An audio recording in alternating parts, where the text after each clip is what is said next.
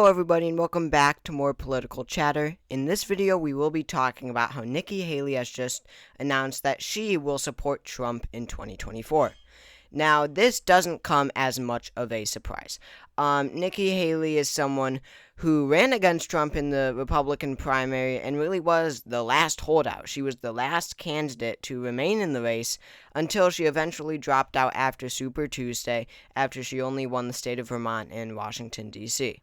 So, she really did become an anti-Trump candidate, towards the end of her candidacy. After Trump called her name after name and even mocked her husband's military service, it really sounded like she would be, she was in the kind of line of the Chris Christies and Mitt Romneys and Asa Hutchinsons of the world, that she was running to stop Trump. That being said, in this day and age, you really don't have a future in the Republican Party if you don't support Trump. So if Nikki Haley wants to run again in 2028 or whatever other position that she wants to run for, if she didn't endorse Trump in this election cycle, then she would only be remembered as, a Chris Christie of the political world, or a Mitt Romney of the political world, or an Asa Hutchinson of the political world.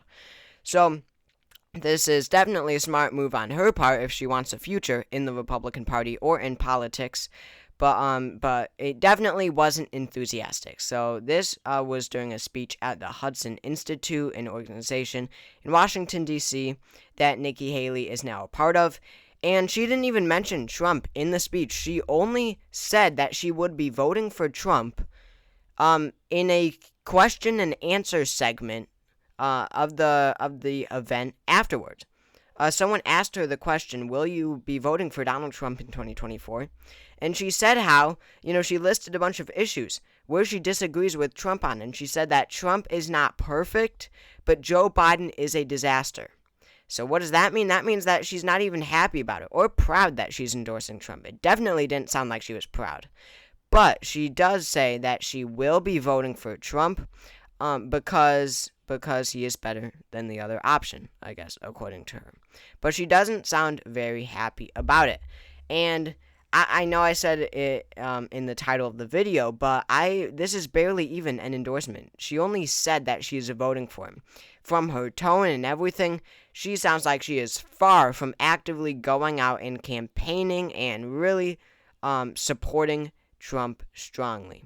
So this comes after primary after primary, Republican primary after Republican primary, where Nikki Haley manages to get hundreds of thousands of votes across these states. In fact, she has more than 2 million, she has more than 4 million votes now in this primary, and she dropped out so long ago, after Super Tuesday. She dropped out months ago. But this Republican primary in Pennsylvania is really shocking to me, but for a lot of reasons. She won 16.6% of the vote. That's 158,000 votes. In 2020, Joe Biden won this state by 1.2%.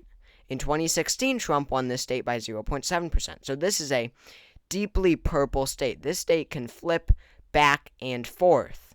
And it does. It is a critical battleground state with 19 electoral votes, a state that both Trump and Biden need to win the election.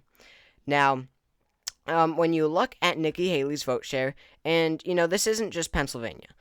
This goes for all of these states that I'm about to talk about. She got 18% of the vote in Arizona. And then when you look at other swing states, she got 12% of the vote in Wisconsin. More like 13%. These are all swing states, I'll mind you. Now, she was in the race here, but she got 27% of the vote in Michigan. And, swing state after swing state, just state after state, even though she's dropped out, she manages to get so much of the vote. But what's really surprising about Pennsylvania is, how important it is as a swing state in 2024 and what it means for these 158,178 Nikki Haley voters. But also, Pennsylvania, is a closed primary state. These are just Republicans. These are not crossover Democrats or independents voting for Nikki Haley in the GOP primary just to make Trump look weak among his party, just so that the media talks about it. No, these are really real Republicans casting a protest vote against Donald Trump. And by the way, this primary was far after early voting in this primary started far after Nikki Haley dropped out of the race, so don't think it had to do with early voting. But she got 17% of the vote. And when you look at where her vote was concentrated, you see that in the rural areas, in the deep Trump Republican counties, Nikki Haley wins 8% of the vote, 7% of the vote, 12% of the vote, 10% of the vote. But when you get towards Philadelphia, you see around Philadelphia, not even necessarily in the center of Philadelphia, where she got 18% of the vote, because that is almost in line with what she got statewide.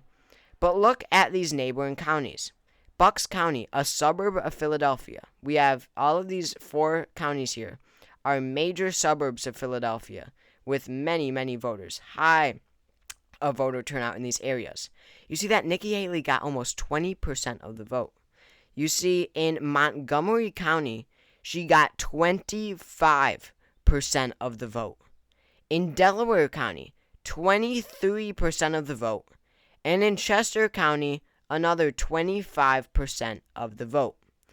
And just look at this for a moment. And just to demonstrate Donald Trump's apparent problem in the suburbs, because he has got now Republicans, his own party, voting or casting a protest vote against him to show that they don't like him and they are not voting for him in the general election. These are the Nikki Haley voters. These are the voters that say we don't like Trump and we're not voting for him in the general election, or the vast majority of them. You know, when Nikki Haley is dropped out of the race, it's one thing when she's in the race, but when she's dropped out of the race, these are voters saying that they don't like Trump and they won't vote for him in the general election.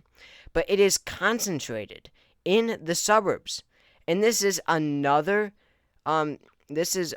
proven example of how Donald Trump does have a suburban problem. Because when you look at 2016 to 2020, the trend in the state of Pennsylvania, you see that by far the most change, the highest trend in Pennsylvania, where which portions of the state trended towards the Democrats more, was the suburbs around Philadelphia.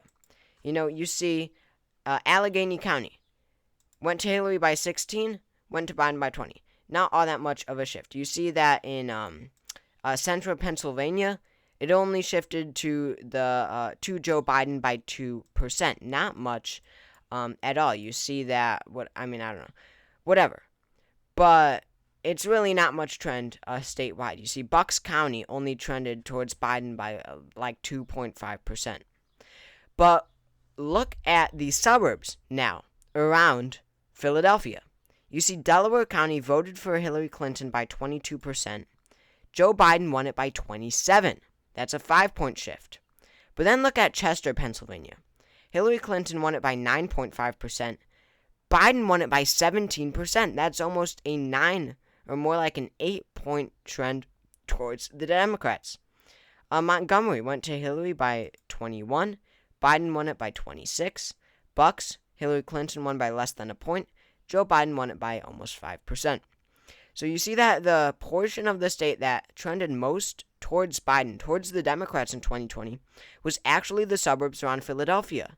The same portion of the state that is voting in the highest numbers by far for Nikki Haley. So these suburban voters, I don't know how this is reflected in polls or not, but Donald Trump may have the vast majority of his base.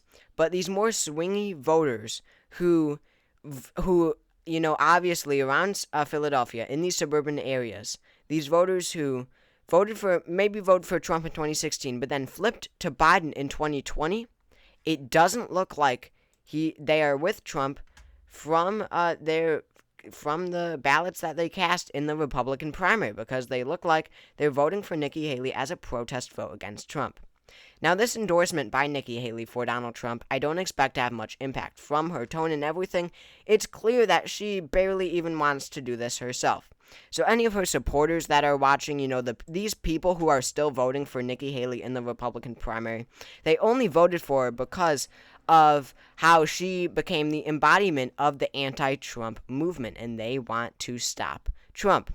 So, that's really the only reason that they voted for Nikki Haley after they dropped out, right? They're not just voting for Nikki Haley because they like her foreign policy standpoint after she dropped out, maybe in the race, maybe when she was in the race, but not after she dropped out. They're voting for her now because she was the last anti-Trump candidate. She became the embodiment of the anti-Trump movement in the Republican Party. So Nikki Haley endorsing him, if your number one issue was that, being anti-Trump, and that's why you voted for her, even though you voted for her, it's not like you're going to listen to her if that's the reason you voted for her, right? Because she was anti-Trump. If that makes sense, if that made sense to you all. I know that was kind of confusing. So, this won't sway many of these voters, and all it does, and Nikki Haley's performance across these states only more highlights how Trump has a major suburban problem, especially in the state of Pennsylvania, but also looking at Arizona. In Maricopa County, Nikki Haley won 20% of the vote in a closed Republican primary. This should be a major area of concern for the Trump campaign. So thank you all for watching this video. I really hope you all enjoyed. Helps out a lot if you subscribe or drop a like or let me know your opinions in the comments. And I will see you all next time.